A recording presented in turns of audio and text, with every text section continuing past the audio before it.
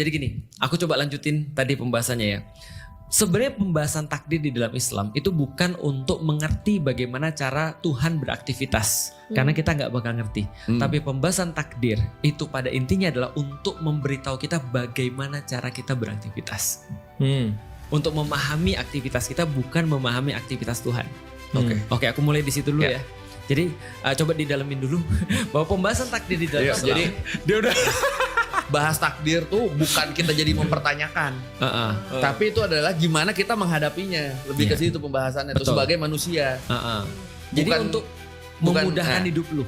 Buat memudahkan hidup kita agar kita bisa, mungkin kalau kita lagi nggak berdamai, kita jadi berdamai dengan situasi yang sudah kita terima, yang sudah ditakdirkan ke kita. Bukan kita jadi kayak, kenapa sih ini, gimana sih Allah kok ngirim orang, dia kok gue lahir di Surabaya sih, apa sih kalau cari, bukan gitu. Tapi untuk memahami aktivitas kita. Jadi intinya Tuhan pengen kita pasrah aja. Bukan. Pasrah menerima. Itu baru opening. Ada lanjutannya, kita denger dulu. Lanjutannya adalah, dan ternyata setiap hal yang Allah kasih pada manusia itu semua adalah ujian. Contoh ya, kaya itu bukan privilege, tapi itu ujian. Miskin itu bukan privilege, itu ujian. Pinter itu bukan privilege, itu ujian. Bodoh itu bukan privilege, itu juga ujian. Berarti yang masalah bukan kaya miskin, atau cakep atau tidak cakep, atau bodoh atau pintar, tapi bagaimana cara kita menyikapi itu. Dari titik itu, maka semua orang yang lahir dimanapun itu adalah ujian. Orang lahir dalam keadaan ras apapun, itu adalah ujian. Itu tapi kan kalau disimplifikasi ya, misalnya hidup adalah ujian. Tapi kan ada beberapa ayat juga, misalnya perihal bekerja, perihal zakat, sedekah, dan lain-lain. Berarti ayat-ayat yang sudah ditentukan lebih mudah dilakukan oleh orang yang memang dilahirkan kaya gitu misalnya. Betul. Berarti ketidakadilannya kan, itu kan satu doang ujian gitu. Tapi kan perilihan-perilihannya banyak. Ada mungkin yang lahir langsung, mungkin ada nggak sih di Islam misalnya kayak 100 anjuran gitu. Berapa sih? Misalnya 100 ya. Lahir 99-nya udah gampang dia lakuin gitu. Bagus. Dibanding mungkin gini, kita nggak kepikiran karena let's say 90% lah atau 80% dari masyarakat boro-boro mikirin ginian gitu. Mereka ditaruh di posisi yang berpikir aja is privilege for them. Iya benar. Bagus banget. Iya bener, apaan lu nebeng pertanyaan anjir? Apaan lu? Jadi gini. Benar. Aku punya teman. Aku bukan punya teman. Istriku sendiri sih. Dan banyak teman-temanku yang lain. Bayangin ya, lu tau nggak sekarang umroh berapa? Umur siapa? Umroh. Umroh. Harganya. Harganya 30-an ya? Berapa? 20-an? itu yang murah. Itu murah ya? Kemarin pergi bareng aku sekitar 75 juta per 2 orang. PP.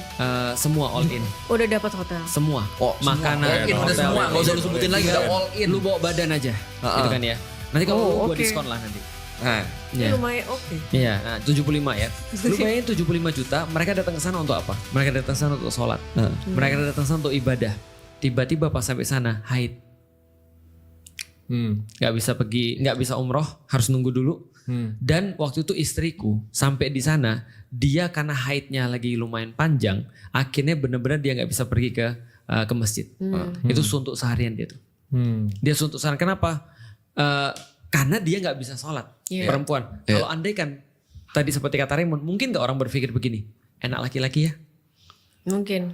dapat privilege bisa terus sholat di masjid, gitu kan ya, bisa terus kemudian ibadah tanpa terus kemudian terganggu haid. Aku kan kesini udah bayar mahal cuma untuk mau sholat. Benar. Tapi coba kita kembalikan pada ujian. Berarti kalau misalnya di dalam Islam semuanya adalah ujian, maka ketika jadi laki-laki ujian, jadi perempuan ujian, berarti pahalanya beda-beda. Aku bilang sama istriku, Dek, coba kita berpikir, kita mau cari apa sih kesini, balik lagi. Aku mau ibadah. Kalau kamu ibadah supaya apa? Supaya aku diterima sama Allah, supaya dapat bekal, gitu kan ya. Nah, kalau kamu sekarang sabar, nggak sholatmu itu pahalamu. Paham ya? Nggak sholatmu itu pahalamu. Tapi kalau kita cuma ngitung bahwasanya orang sholat banyak jadinya dapat pahala, banyak-banyakan sholat orangnya. Tapi Allah tidak pernah bilang bahwasanya yang dinilai daripada pahala itu banyak-banyakan. Tapi penerimaanmu kepada takdir. Salah satunya. Berarti ketika dia nerima bahwasanya oke, ini takdirku, aku udah bayar mahal 75, meskipun tetap perasaannya nggak enak, tapi dia berusaha meyakinkan diri sendiri, inilah ibadahnya dia. Berarti ibadahnya orang miskin sabar karena dia tidak bisa zakat. Oke. Itu bisa dijawab kenapa? Karena itu masih yang bisa dibandingkan. Nah, balik lagi ke awal misalnya kan Allah memberi amanah ke bumi dan ini ada Al-Quran. Ikuti ini. Tapi let's say takdirnya di mana negara di dunia ini kan pulang sekolah nih, di mana negara di dunia ini yang sama sekali nggak ada exposure ke Islam atau Al-Quran.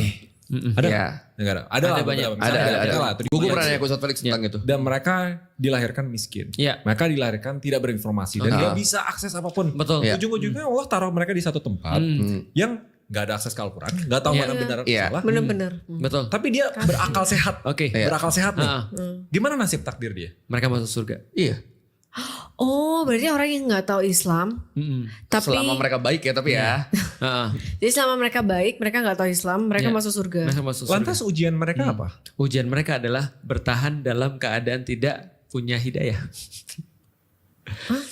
Seandainya gitu. Ujian ujian gini. Ujiannya itu ya sebagaimana orang-orang biasa nyari duit, susah, punya anak, Tidak mencuri. Tidak mencuri. Seandainya dia bunuh mencuri. orang. Karena dia lahir di tempat yang tidak ada pedoman baik dan benar. Itu suku apa yang Apa? suku yang paling secluded? Sentinel Island deh yang India tuh. Yang kalau ngelihat pesawat ditombak. Iya.